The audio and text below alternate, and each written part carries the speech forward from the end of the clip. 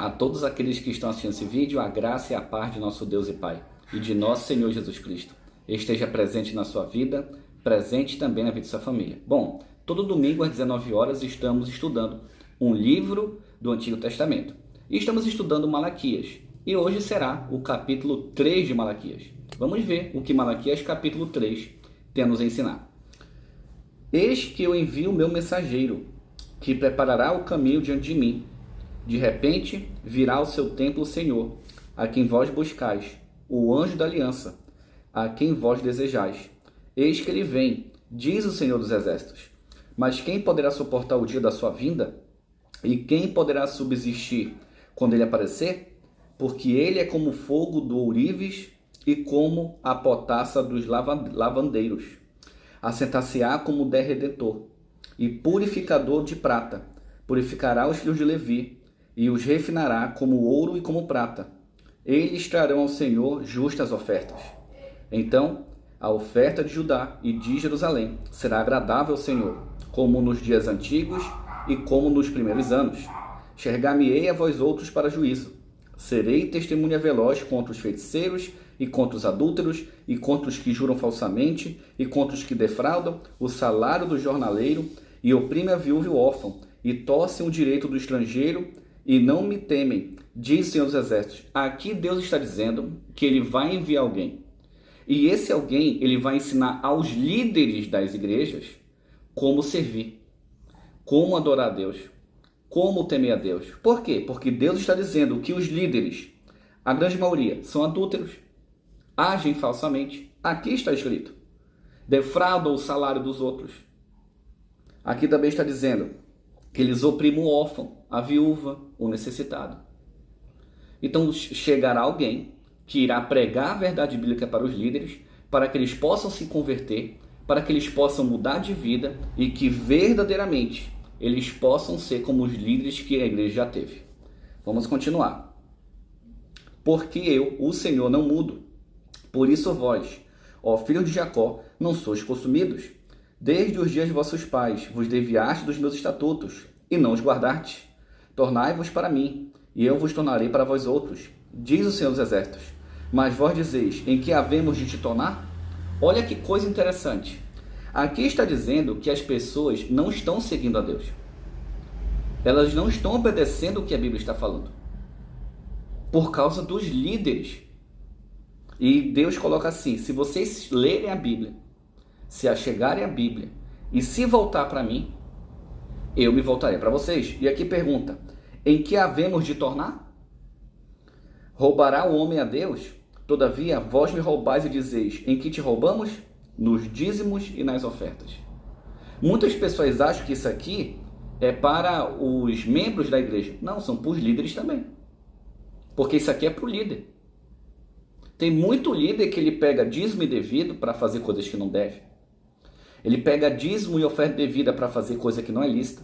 Por exemplo, muitas pessoas têm dízimo e oferta. A igreja não ajuda em nada. Ah, vamos fazer uma reforma na igreja. Não tem dinheiro. Vamos construir uma igreja. Não tem dinheiro. Mas tem dinheiro para comprar carro do ano. Tem dinheiro para passeio. Tem dinheiro para isso. Tem dinheiro para aquilo. Cuidado você que é líder. Cuidado. Toma muito cuidado. Tá bom? E aqui ele continua. Com maldição sois amaldiçoados, porque a mim me roubais, vós, a nação toda. É todo mundo. É todo mundo. Tem gente que devolve o dízimo só porque tem cargo.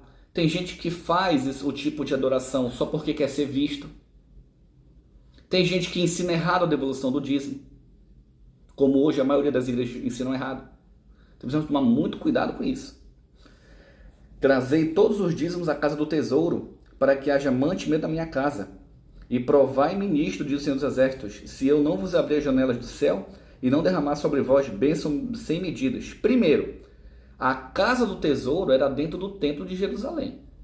Se você for ler Atos dos Apóstolos, você não vê os apóstolos recebendo o dízimo. Por quê? Porque só se devolve dízimo na casa do tesouro. A Bíblia diz em Atos que eles recebiam ofertas. Está bem especificado ali. E nem adianta falar, não, porque tem que interpretar nada, está direto ali. Está direto. Essa desculpa que nós temos que ver texto, isso aí não existe na Bíblia. E Atos dos Apóstolos, ali nem tem simbologia do ofício. E ele continua. Por vossa causa repreenderei o devorador, para que não vos consuma o fruto da terra. A vossa vide do campo não será estéril, diz o Senhor dos Exércitos. Esse devorador não é o nome de um demônio. O dízimo no Antigo Testamento, ele sempre foi colheita. Por isso que o nome mantimento. O dízimo no Antigo Testamento sempre foi devolvido com colheita. As ofertas eram em dinheiro. E as pessoas não entendem isso. Eu não vou entrar muito em detalhe, porque a pregação não é sobre dízimo e oferta. Mas é só ler o que está escrito. Ah, mas os tempos mudaram. Não existe isso. Essa desculpa não funciona. Deus, ele acabou de colocar aqui, ó. Por isso eu, Senhor, não mudo. Os tempos podem mudar, mas Deus não muda. Aqui também está dizendo que nós temos que ajudar o órfão, a viúva e o necessitado. Cadê que estão ajudando? É complicado, é uma situação muito delicada. Todas as nações vos chamarão felizes, porque vós sereis uma terra deleitosa, diz o Senhor dos Exércitos, uma terra abençoada, um povo abençoado, um povo que faz as coisas direito, um povo que ajuda o necessitado, um povo que ajuda a viúva, que ajuda o pobre, que ajuda o estrangeiro. As vossas palavras foram duras para mim, diz o Senhor, mas vos dizeis, que temos falado contra ti? Vós dizeis, inútil é servir a Deus, que nos aproveitou termos cuidado em guardar os seus preceitos e em andar de luto diante do Senhor dos Exércitos?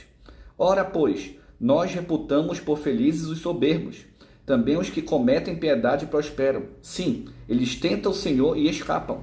Então, os que temiam o Senhor falavam uns aos outros. O Senhor atentava e ouvia.